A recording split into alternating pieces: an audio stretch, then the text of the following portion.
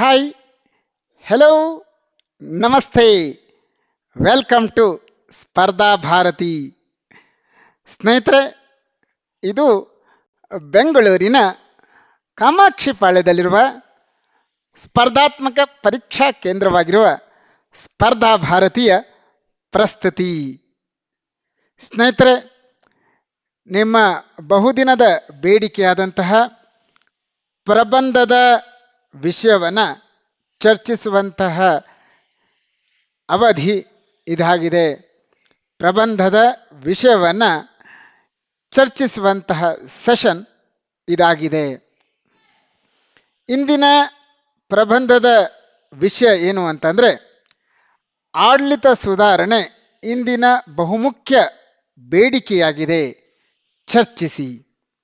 ಸ್ನೇಹಿತರೆ, ಈ ಟಾಪಿಕನ್ನು ಆರಿಸ್ಕೊಳ್ಬೇಕಿದ್ರೆ ಇತ್ತೀಚೆಗೆ TM ವಿಜಯಭಾಸ್ಕರ್ ನೇತೃತ್ವದ ಆಡಳಿತ ಸುಧಾರಣಾ ಆಯೋಗ ತನ್ನ ಮಧ್ಯಂತರ ವರದಿಯನ್ನು ಕರ್ನಾಟಕದ ಸರ್ಕಾರಕ್ಕೆ ಸಲ್ಲಿಸಿರೋದನ್ನು ನೋಡ್ತೀವಿ. ಈ ಹಿನ್ನೆಲೆಯಲ್ಲಿ ನಾವು ಇವತ್ತಿನ ಟಾಪಿಕ್ ಆಗಿ ಆಡಳಿತ ಸುಧಾರಣೆ ಇಂದಿನ ಬಹುಮುಖ್ಯ ಬೇಡಿಕೆಯಾಗಿದೆ, ಚರ್ಚಿಸಿ ಅನ್ನೋದನ್ನು ನಾವು ಇಟ್ಕೊಂಡಿದ್ದೇವೆ. ಸ್ನೇಹಿತರೆ, ನಮಗೆಲ್ಲ ಗೊತ್ತಿರುವಂತೆ ಒಂದು ಸುಂದರವಾದಂಥ ಪ್ರಬಂಧ ರಚನೆ ಆಗಬೇಕು ಅಂತಂದರೆ ಅಲ್ಲೊಂದು ಸಣ್ಣ ಪೀಠಿಕೆ ಇರಬೇಕು. ಆ ಪೀಠಿಕೆಯು ಯಾವುದೊಂದು ಗಾದೆಯೋ, ಶ್ಲೋಕವೋ, ಕಥೆಯೋ ಅಥವಾ ಯಾವುದೋ ಹಿರಿಯ ಸಜ್ಜನರ ಹೇಳಿಕೆಯೋ ಮೊದಲಾದವುಗಳಲ್ಲಿ ಯಾವುದಾದರೂ ಒಂದನ್ನು ಒಳಗೊಂಡಿರಬೇಕು ಅನ್ನುವಂಥದ್ದು ನಮಗೆಲ್ಲ ಗೊತ್ತು.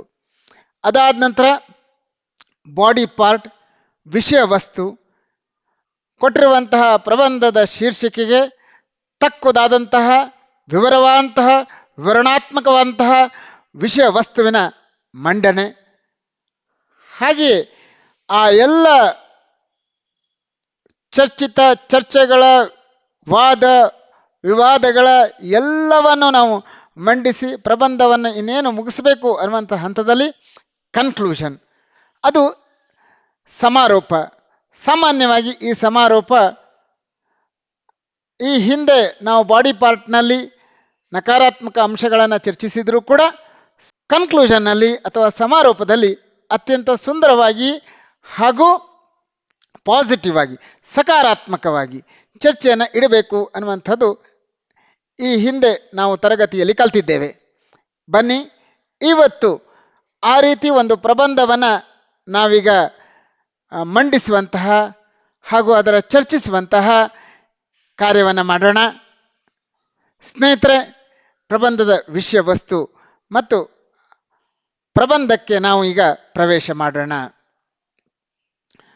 ಪ್ರಬಂಧದ ಶೀರ್ಷಿಕೆ ಇದೆ, ಆಡಳಿತ ಸುಧಾರಣೆ ಇಂದಿನ ಬಹುಮುಖ್ಯ ಬೇಡಿಕೆಯಾಗಿದೆ, ಚರ್ಚಿಸಿ.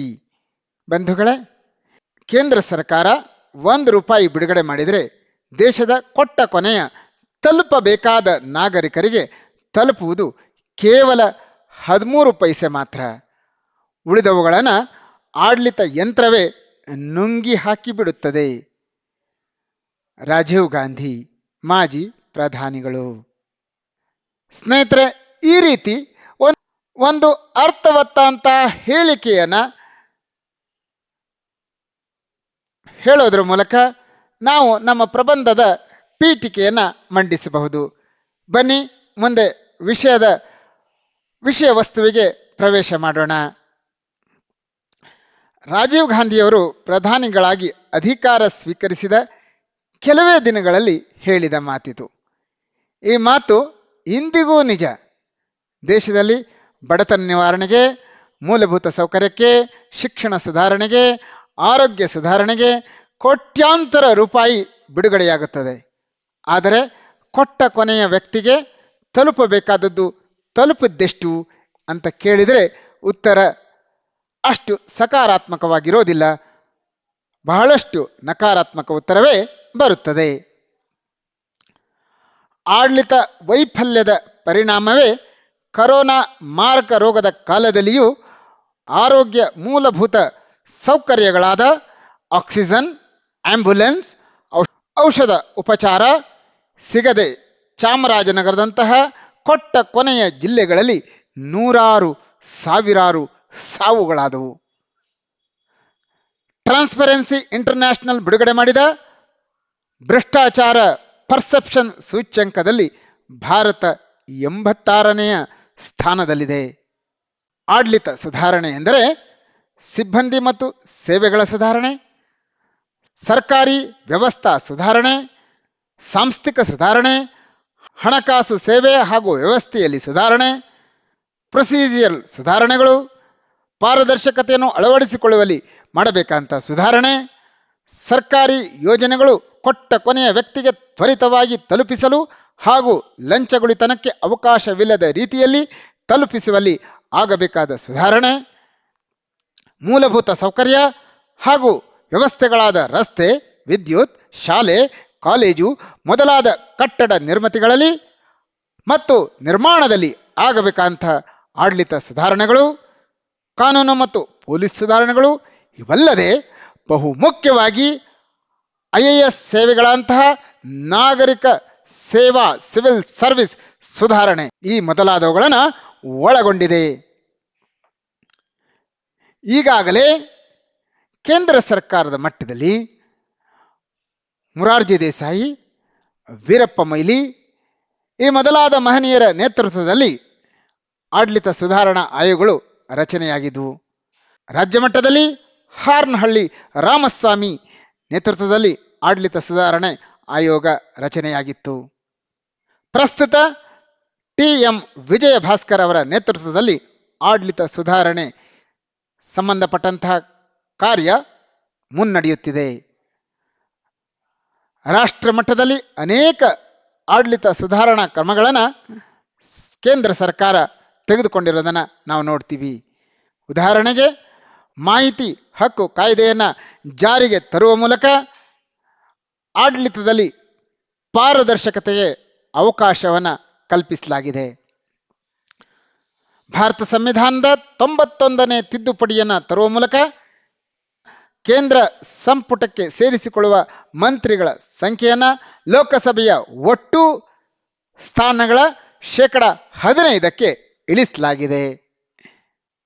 ಒಂದಾನೊಂದು ಕಾಲದಿಂದ ಬೇರು ಬಿಟ್ಟಿರುವಂತಹ IAS ಅಧಿಕಾರಿ ವರ್ಗಕ್ಕೆ, ಅಧಿಕಾರಶಾಹಿಗೆ ಸ್ಪರ್ಧೆಯನ್ನು ಒಡ್ಡಬೇಕು ಅನ್ನುವಂತಹ ಒಂದು ವಾತಾವರಣವನ್ನು ನಿರ್ಮಿಸಲಿಕ್ಕಾಗಿ ಸೆಕ್ರೆಟರಿಯೇಟ್ ಮಟ್ಟದಲ್ಲಿ ಜಂಟಿ ಕಾರ್ಯದರ್ಶಿಗಳನ್ನು ಲ್ಯಾಟ್ರಲ್ ಎಂಟ್ರಿಯ ಮೂಲಕ ನೇಮಕ ಮಾಡಲಿಕ್ಕೆ ವ್ಯವಸ್ಥೆ ಮಾಡಲಾಗಿದೆ.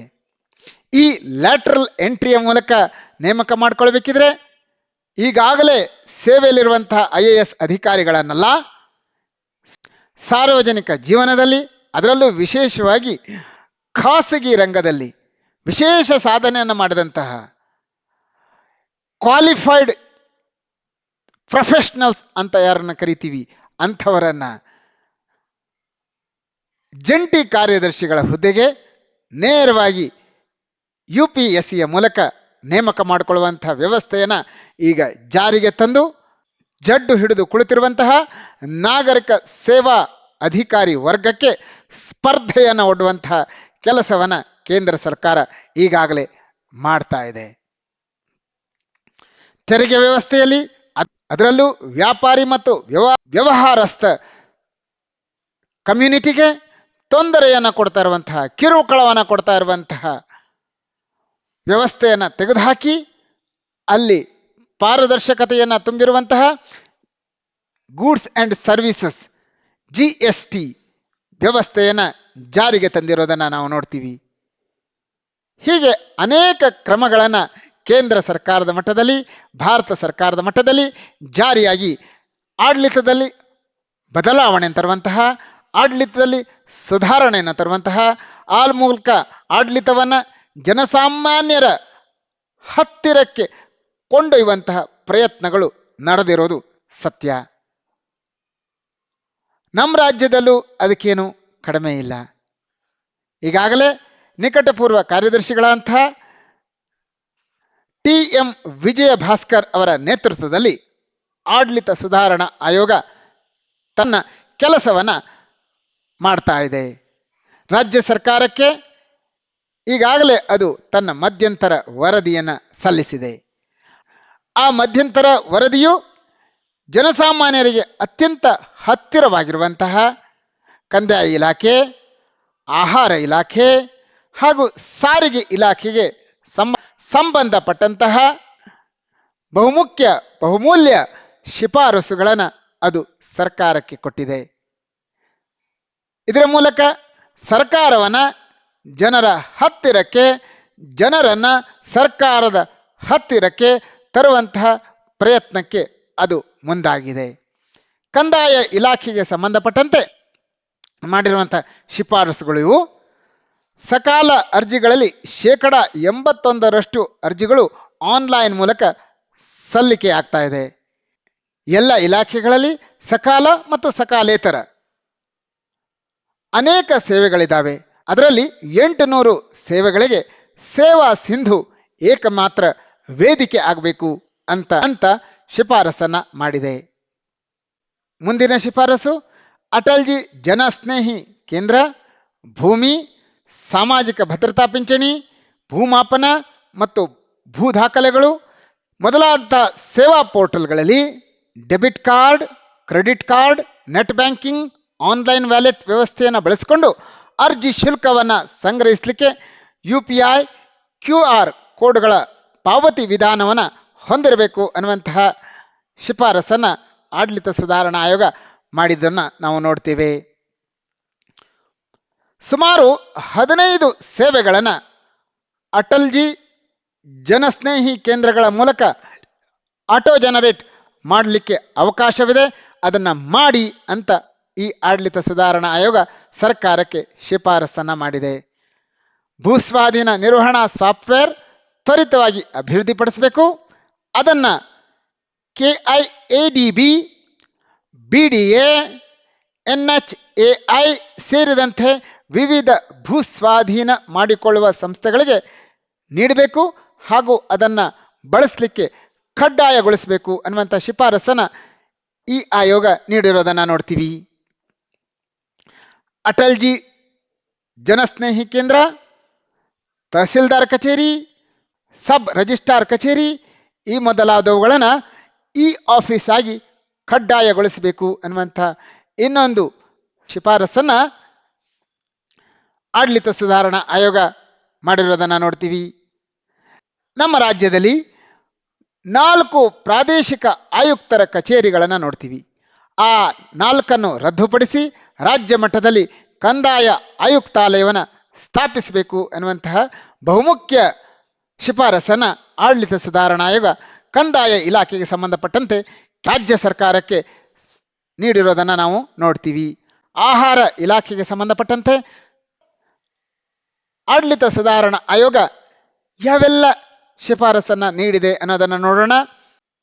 ಪಡಿತರ ಚೀಟಿದಾರರು ನ್ಯಾಯಬೆಲೆ ಅಂಗಡಿಯವರು ಒಪ್ಪಿದ ಶುಲ್ಕವನ್ನು ಪಾವತಿಸಿ ಪಡಿತರ ಚೀಟಿದಾರರ ಮನೆ ಬಾಗಿಲಿಗೆ ಪಡಿತರವನ್ನು ತಲುಪಿಸುವಂಥ ವ್ಯವಸ್ಥೆಯನ್ನು ಮಾಡಬೇಕು ಅನ್ನುವಂತಹ ಶಿಫಾರಸನ್ನು ಆಡಳಿತ ಸುಧಾರಣಾ ಆಯೋಗ ಮಾಡಿದೆ.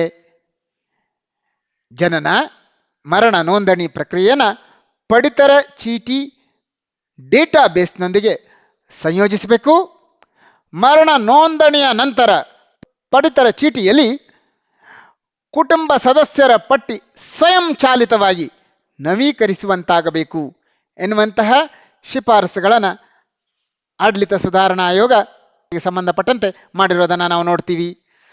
ಸ್ನೇಹಿತರೆ, ಜನಸಾಮಾನ್ಯರಿಗೆ ಅತ್ಯಂತ ಬೇಕಾಗಿರುವಂಥ ಮತ್ತೊಂದು ಪ್ರಮುಖವಾದಂಥ ಇಲಾಖೆ ಅದು ಸಾರಿಗೆ ಇಲಾಖೆ. ಸಾರಿಗೆ ಇಲಾಖೆಗೆ ಸಂಬಂಧಪಟ್ಟಂತೆ ರಾಜ್ಯ ಆಡಳಿತ ಸುಧಾರಣಾ ಆಯೋಗ ಈ ಕೆಳಗಿನ ಶಿಫಾರಸುಗಳನ್ನು ಮಾಡಿದೆ. ಬೆಂಗಳೂರು ನಗರದ ಯಾವುದೇ RTO ಕಚೇರಿಗಳನ್ನು ಆಯ್ಕೆ ಮಾಡಿಕೊಳ್ಳಿಕ್ಕೆ ಬೆಂಗಳೂರಿನ ನಾಗರಿಕರಿಗೆ ಅವಕಾಶ ಸಿಗಬೇಕು. ವಶಪಡಿಸಿಕೊಂಡಂಥ ವಾಹನಗಳ ದಂಡ ಪಾವತಿಸದೇ ಇದ್ದರೆ ಈ ಹರಾಜಿಗೆ ಪೂರಕವಾಗಿ ಕರ್ನಾಟಕ ಮೋಟಾರು ವಾಹನ ಕಾಯ್ದೆಗೆ ತಿದ್ದುಪಡಿಯನ್ನು ಮಾಡಬೇಕು ಎನ್ನುವಂಥ ಶಿಫಾರಸನ್ನು ಆಡಳಿತ ಸುಧಾರಣಾ ಆಯೋಗ ಮಾಡಿದೆ. ಅದಲ್ಲದೆ ಆರ್ ಟಿ ಒಗಳಲ್ಲಿ QR ಕೋಡ್ ಆಧಾರಿತ ಕ್ರೆಡಿಟ್ ಕಾರ್ಡ್, ಡೆಬಿಟ್ ಕಾರ್ಡ್ ಪಾವತಿ ಯಂತ್ರವನ್ನು ಸ್ಥಾಪಿಸಬೇಕು ಅನ್ನುವಂತಹ ಬಹುಮುಖ್ಯ ಶಿಫಾರಸನ್ನು ಆಡಳಿತ ಸುಧಾರಣಾ ಆಯೋಗ ಕರ್ನಾಟಕ ಸರ್ಕಾರಕ್ಕೆ ಮಾಡಿರೋದನ್ನು ನೋಡ್ತೀವಿ. ಈ ಹಿಂದೆ ಹಾರ್ನಹಳ್ಳಿ ರಾಮಸ್ವಾಮಿಯವರ ನೇತೃತ್ವದಲ್ಲಿ ಇದ್ದಂತಹ ಆಡಳಿತ ಸುಧಾರಣಾ ಆಯೋಗವು ಕೊಟ್ಟಿರುವಂತಹ ಬಹುತೇಕ ಶಿಫಾರಸುಗಳನ್ನು ಜಾರಿಗೆ ತರೋದ್ರ ಮೂಲಕ ಕರ್ನಾಟಕ ಸರ್ಕಾರ ಜನಸಾಮಾನ್ಯರ ಹತ್ತಿರಕ್ಕೆ ಆಡಳಿತ ಯಂತ್ರವನ್ನು ತೆಗೆದುಕೊಂಡು ಹೋಗಲಿಕ್ಕೆ ಪ್ರಯತ್ನ ಪಟ್ಟಿರೋದನ್ನು ನಾವು ನೋಡ್ತೇವೆ. ಸ್ನೇಹಿತರೆ, ಇಷ್ಟೆಲ್ಲ ಸುಧಾರಣೆಗಳ ಮೂಲಕ ಕರ್ನಾಟಕ ರಾಜ್ಯದಲ್ಲಿ ಸುವರ್ಣ ಆಡಳಿತ ಬಂದಿದೆ ಅನ್ನುವಂತಹ ಒಂದು ಕಲ್ಪನೆ ತಕ್ಷಣಕ್ಕೆ ನಮಗೆ ಬರೋದೇನೋ ನಿಜ. ಆದರೆ ಬಹುತೇಕ ಸುಧಾರಣೆಗಳು ಇವತ್ತು ಅದು ಕಾಗದದ ಮೇಲಷ್ಟೇ ಇವೆ. ಹೀಗಾಗಿ ಅವು ಕಾಗದದ ಹುಲಿಗಳಾಗಿ ಮೆರೆದಾಡ್ತಾ ಇದ್ದಾವೆ. ಇಂದಿಗೂ ಕೂಡ ಅದು ಕೇಂದ್ರ ಸರ್ಕಾರದಲ್ಲಿರ್ಬೋದು ಅಥವಾ ರಾಜ್ಯ ಸರ್ಕಾರದಲ್ಲಿರ್ಬೋದು ಅಥವಾ ಬೇರೆ ಬೇರೆ ರಾಜ್ಯ ಸರ್ಕಾರದ ವ್ಯವಸ್ಥೆಯಲ್ಲಿ ಇರಬಹುದು, ಅಂತಹ ಬಹಳ ದೊಡ್ಡ ಸುಧಾರಣೆ ಆಗಿದೆ ಅಂದ್ಕೊಳ್ಳುವಂಥ ಸ್ಥಿತಿಯಲ್ಲಿ ನಾವಿಲ್ಲ. ಇಂದಿಗೂ ಕೂಡ ಬಿಮಾರು ರಾಜ್ಯಗಳೆಂದೇ ಹಣೆಪಟ್ಟಿಯನ್ನು ಅಂಟಿಸಿಕೊಂಡಿರುವಂತಹ ಬಿಹಾರ, ಉತ್ತರ ಪ್ರದೇಶ, ಉತ್ತರಾಖಂಡ, ಜಾರ್ಖಂಡ ಈ ಮೊದಲಾದ ರಾಜ್ಯಗಳಲ್ಲಿ ಮೂಲಭೂತ ಸೌಕರ್ಯಗಳಾಗಲಿ, ಆರೋಗ್ಯ ಸೇವೆಗಳಾಗಲಿ, ಶಿಕ್ಷಣ ವ್ಯವಸ್ಥೆಯಾಗಲಿ, ಸುಸ್ಥಿರ ಬೆಳವಣಿಗೆಯಾಗಲಿ ಆಗದೆ ಬದಲಾವಣೆಯ ಗಾಳಿ ಬೀಸಿಲ್ಲ. ಆಡಳಿತಶಾಹಿಯ ಕೆಂಪು ಪಟ್ಟಿ ಮನೋಭಾವಗಳಲ್ಲಿ ಬದಲಾವಣೆ ಕಂಡಿಲ್ಲ. ನಮ್ಮ ರಾಜ್ಯವೂ ಸಹ ಯಾವುದೇ ಥರದಲ್ಲಿ ಹಿಂದೆ ಬಿದ್ದಿಲ್ಲ.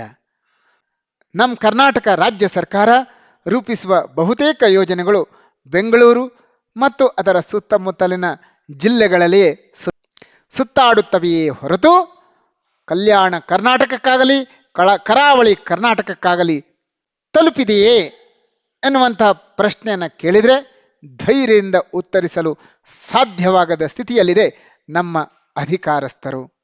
ಇನ್ನು ಗಡಿನಾಡ ಪರಿಸ್ಥಿತಿ ಕೇಳೋದೇ ಬೇಡ. ಗಡಿ ತಾಲೂಕುಗಳಲ್ಲಿ ಪರಿಸ್ಥಿತಿಯಂತೂ ದೇವರಿಗೆ ಪ್ರೀತಿ. ಇದಕ್ಕೆಲ್ಲ ಕಾರಣಗಳು ಇಲ್ಲ ಅಂತಲ್ಲ, ತುಂಬಾನೇ ಕಾರಣಗಳಿದ್ದಾವೆ. ನಾಗರಿಕ ಸೇವಾ ಅಧಿಕಾರಿಗಳು, ಸಿವಿಲ್ ಸರ್ವೆಂಟ್ಸ್ಗಳು ಬ್ರಿಟಿಷ್ ಕಾಲದ ಅಧಿಕಾರದ ಬಿಗುಮಾನದ ಮನೋಭಾವ ಒಂದು ಕಡೆ ಹೊಂದಿದ್ರೆ, ಈಗಾಗಲೇ ಕೋಟ್ಯಾಂತರ ರೂಪಾಯಿಗಳನ್ನು ಚೆಲ್ಲಿ ಚುನಾವಣೆಯಲ್ಲಿ ಗೆದ್ದು MP MLAಗಳಾದಂತಹ ಮಹಾನುಭಾವರು ಆ ಹಣವನ್ನು ವಾಪಸ್ ಪಡೆಯೋದು ಹೇಗೆ, ಅದನ್ನು ವಾಪಸ್ ತೆಗೆದುಕೊಳ್ಳೋದು ಹೇಗೆ, ಅದಕ್ಕಾಗಿ ಯಾವ ರೀತಿಯ ಮಾರ್ಗ ವಾಮ ಮಾರ್ಗವನ್ನು ಹಿಡಿದರೆ ಚೆನ್ನಾಗಿರುತ್ತೆ, ಯಾವ್ಯಾವ ಅಧಿಕಾರಿಗಳನ್ನು ತಮಗೆ ಬೇಕಂತ ಆಯಕಟ್ಟಿನ ಸ್ಥಳಗಳಲ್ಲಿ ಕೂಡಿಸಿ ಅವರ ಮೂಲಕ ನಾವು ಹಣ ಸಂಪಾದನೆಯನ್ನು ಮಾಡಿದರೆ ಹೇಗಿರುತ್ತೆ ಎನ್ನುವಂಥ ಐಡಿಯಾಗಳಲ್ಲಿಯೇ ತಮ್ಮ ಕಾಲವನ್ನು ಕಳೀತಾ ಇರೋದ್ರಿಂದ ಇವತ್ತಿನ ಆಡಳಿತ ಯಂತ್ರ ಕುಸಿದಿರೋದಂತೂ ನಿಜ. ಒಂದು ಕಡೆ ಅಧಿಕಾರಿಶಾಹಿಯ ಅಧಿಕಾರದ ಗತ್ತು ಗಮ್ಮತ್ತು, ಇನ್ನೊಂದು ಕಡೆ ಜನಪ್ರತಿನಿಧಿಗಳ ಭ್ರಷ್ಟಾಚಾರ ವ್ಯವಸ್ಥೆಯ ತಾಳಮೇಳ. ಇವೆಲ್ಲದರ ಪರಿಣಾಮ ಇಂದಿನ ದಿನಗಳಲ್ಲಿ ಆಡಳಿತ ಯಂತ್ರವನ್ನು ಜನಸಾಮಾನ್ಯರತ್ತ ತೆಗೆದುಕೊಂಡು ಹೋಗುವಲ್ಲಿ ವೈಫಲ್ಯವನ್ನು ಕಾಣ್ತಾ ಇರೋದನ್ನು ನಾವು ನೋಡ್ತೀವಿ. ಸ್ನೇಹಿತರೆ, ಒಬ್ಬ ಜಿಲ್ಲಾಧಿಕಾರಿಯ ಕೈ ಕೆಳಗೆ ಒಂದು ಜಿಲ್ಲೆ ಬರುತ್ತೆ. ಅದರ ಅಭಿವೃದ್ಧಿಗೆ ಕೇಂದ್ರ ಸರ್ಕಾರ ಇರಬಹುದು, ರಾಜ್ಯ ಸರ್ಕಾರ ಇರಬಹುದು, ಸರಿಸುಮಾರು 1,000 ಕೋಟಿ ರೂಪಾಯಿನಷ್ಟು ಹಣವನ್ನು ಬಿಡುಗಡೆ ಮಾಡುತ್ತೆ. ಇದನ್ನು ಖರ್ಚು ಮಾಡಿ ಆ ಜಿಲ್ಲೆಯ ಅಭಿವೃದ್ಧಿಯನ್ನು ಮಾಡಬೇಕು, ಈಗಾಗಲೇ ಅಲ್ಲಿರುವಂತಹ ವ್ಯವಸ್ಥೆಯನ್ನು ಮೇಂಟೈನ್ ಮಾಡಬೇಕು ಇತ್ಯಾದಿ ಗುರಿಗಳನ್ನು ಅವರು ಹೊಂದಿರ್ತಾರೆ. ಈ ಕೆಲಸ ಕಾರ್ಯಗಳನ್ನು ಮಾಡಲಿಕ್ಕೆ ಒಬ್ಬ ಜಿಲ್ಲಾಧಿಕಾರಿಯ ಕೈ ಕೆಳಗಡೆ ಅಧಿಕಾರಿ ವರ್ಗವೂ ಸೇರಿದಂತೆ ಹತ್ತತ್ರ 1,000 ಜನ ಸಿಬ್ಬಂದಿ ಇರುತ್ತೆ. ಆದರೆ ದುರ್ದೈವ ಅಂತಂದರೆ ಆದರೆ ಈ ಸಿಬ್ಬಂದಿಗೆ ಅಗತ್ಯ ತರಬೇತಿಯಾಗಲಿ ಕೌಶಲ್ಯವಾಗಲಿ ಇರೋದಿಲ್ಲ. ಇದರಿಂದ ಜಿಲ್ಲಾ ಮಟ್ಟದಲ್ಲಿ ಆಡಳಿತ ಕುಸಿಯೋದಂತೂ ನಿಜ. ಇದು ಒಂದು ಕಡೆ ಆದರೆ ಇನ್ನೊಂದು ಕಡೆ ಮಜಾ ನೋಡಿ.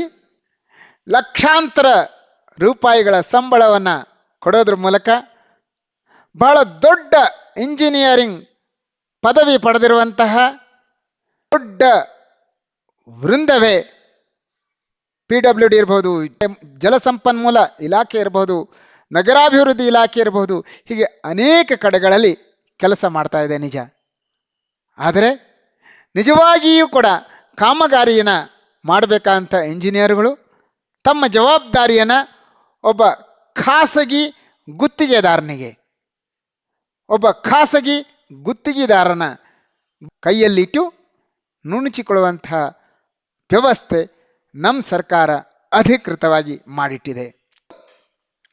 ಸ್ವತಃ ಕಾಮಗಾರಿಯನ್ನು ಮಾಡೋದ್ರ ಮೂಲಕ ಅದರ ಗುಣಮಟ್ಟವನ್ನು ಕಾಯ್ದುಕೊಳ್ಳೋದ್ರ ಮೂಲಕ ಜನಸಾಮಾನ್ಯರಿಗೆ ಸಮಾಜಕ್ಕೆ ಮೂಲಭೂತ ಸೌಕರ್ಯಗಳನ್ನು ನಿರ್ಮಿಸಬೇಕಾಗಿತ್ತೋ ಅವರು ಕೇವಲ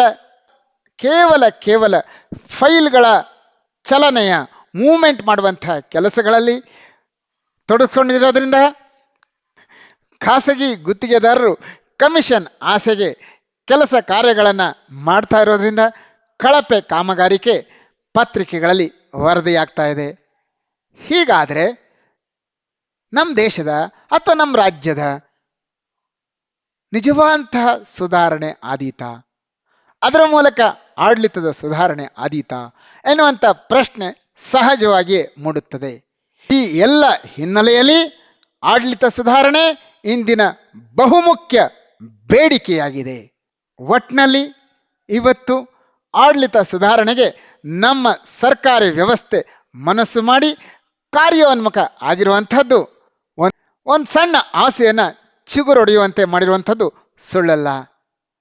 TM ವಿಜಯಭಾಸ್ಕರ್ ಅವರ ಆಡಳಿತ ಸುಧಾರಣಾ ಆಯೋಗದ ವರದಿ ಜಾರಿಗೆ ತರೋದ್ರ ಮೂಲಕ ನಾಡಿನಲ್ಲಿ ಆಡಳಿತ ಸುಧಾರಣೆಯ ಪರ್ವ ಆರಂಭವಾಗಲಿ, ನಾಡು ಸುಭಿಕ್ಷವಾಗಿ ಬೆಳೆಯಲಿ, ಜನಸಾಮಾನ್ಯರು ಉತ್ತಮ ಸುಸ್ಥಿರ ಸುವ್ಯವಸ್ಥಿತ ಆಡಳಿತದ ಅನುಭವವನ್ನು ಪಡೆಯುವಂತಹ ಕಾಲಗಳು ಹತ್ತಿರ ಬರಲಿ, ಬೇಗ ಬರಲಿ ಎನ್ನುವಂಥ ಆಶಯಗಳು ನಮ್ಮದಾಗಿವೆ.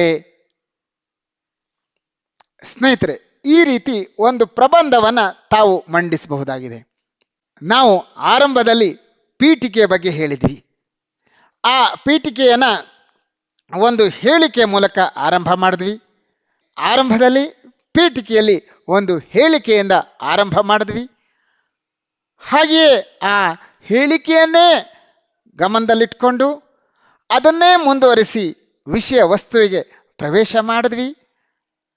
ಅದಾದ ನಂತರ ಆಡಳಿತ ಸುಧಾರಣೆಯ ಪರಿಕಲ್ಪನೆಯನ್ನು ನೀಡುವಂತಹ ಒಂದು ವಿವರಣಾತ್ಮಕವಂತಹ ವ್ಯಾಖ್ಯೆಯ ರೂಪದ ಒಂದು ಪ್ಯಾರವನ್ನು ಕಟ್ಟಿಕೊಡುವಂತಹ ಪ್ರಯತ್ನವನ್ನು ಮಾಡಿದ್ವಿ. ಹಾಗೆಯೇ ಯಾವೆಲ್ಲ ಆಡಳಿತ ಸುಧಾರಣಾ ಆಯೋಗಗಳು ಇತಿಹಾಸದಲ್ಲಿ ಬಂದು ಹೋದವು, ತತ್ಪರಿಣಾಮ ಕೇಂದ್ರ ಸರ್ಕಾರದ ಮಟ್ಟದಲ್ಲಿ ಯಾವೆಲ್ಲ ಆಡಳಿತ ಸುಧಾರಣೆಗಳು ಬಂದವು, ರಾಜ್ಯ ಮಟ್ಟದಲ್ಲಿ ಪ್ರಸ್ತುತ ಯಾವ ಆಡಳಿತ ಸುಧಾರಣಾ ಆಯೋಗ ಕೆಲಸ ಮಾಡ್ತಾ ಇದೆ, ಅದು ಕೊಟ್ಟಿರುವಂಥ ಶಿಫಾರಸುಗಳೇನು, ಹಾಗೆಯೇ ಆಡಳಿತ ಸುಧಾರಣಾ ರಂಗದಲ್ಲಿ ನಮ್ಮ ದೇಶದಲ್ಲಿ ನಮ್ಮ ರಾಜ್ಯದಲ್ಲಿ ವಾಸ್ತವ ಸ್ಥಿತಿ ಏನು ಅನ್ನೋದ್ರ ಬಗ್ಗೆ ಒಂದು ವಿಮರ್ಶಾತ್ಮಕವಂತಹ ಚರ್ಚೆಯನ್ನು ಮಾಡಿದ್ವಿ.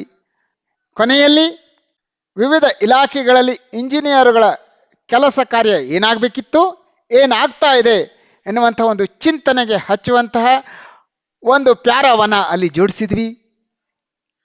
ಕೊನೆಯಲ್ಲಿ ಕನ್ಕ್ಲೂಷನನ್ನು ಒಂದು ಪಾಸಿಟಿವ್ ಎಂಡ್ನಲ್ಲಿ ಮಾಡುವಂಥ ಪ್ರಯತ್ನವನ್ನು ನಾವಿಲ್ಲಿ ಮಾಡಿದ್ವಿ. ಹೀಗೆ ಒಂದು ಪ್ರಬಂಧವನ್ನು ರಚಿಸುವಂಥ ಕೆಲಸ ಇಲ್ಲಾಯಿತು. ಸ್ನೇಹಿತರೆ, ಈ ಪ್ರಬಂಧವನ್ನು ಹೀಗೆ ರಚಿಸಬೇಕು ಅನ್ನುವಂಥ ಯಾವ ನಿಯಮವೂ ಇಲ್ಲ. ಇದೊಂದು ಕ್ರಿಯಾತ್ಮಕವಾದಂತಹ ಕ್ರಿಯೇಟಿವ್ ರೈಟಿಂಗ್. ನಿಮಗೆ ಬೇಕಾದ ರೀತಿಯಲ್ಲಿ ಇದನ್ನು ಬರೀಬಹುದು. ಇವತ್ತಿನ ಈ ತರಗತಿಯನ್ನು ಮುಕ್ತಾಯಗೊಳಿಸ್ತಾ ಇದ್ದೀವಿ. ಧನ್ಯವಾದಗಳು. ನಮಸ್ತೆ. Thank you. ಬಾಯ್.